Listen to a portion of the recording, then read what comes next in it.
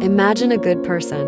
Now, you would probably think of someone who volunteers or gives money to the poor. What you're perceiving is called moral absolutism, which suggests that some actions are inherently right or wrong regardless of context or consequence, such as you believing that the action of giving money to charity is a right action to do. But outside of what's right or wrong, why do we assume that good and evil exist?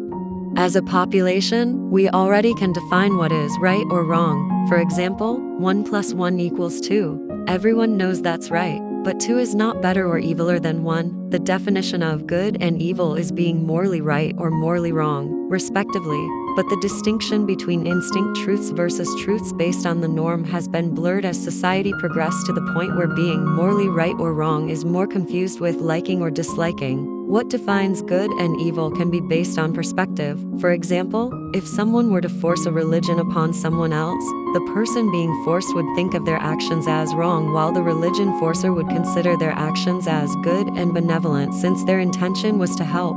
And other activities that we as a society would think of as morally wrong, such as bullying, are because we ourselves wouldn't like to be bullied.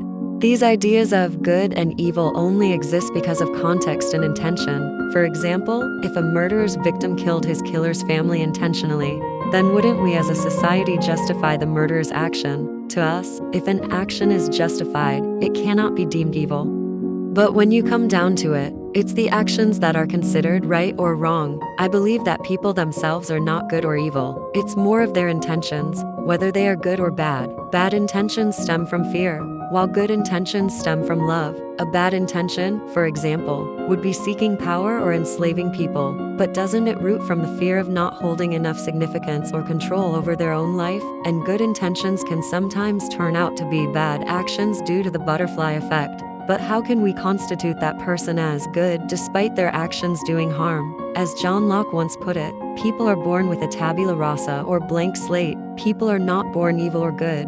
Rather, it is their experiences that change them as a person. And in most cases, for someone to turn out with bad intentions, something must have happened in their life to justify their decisions.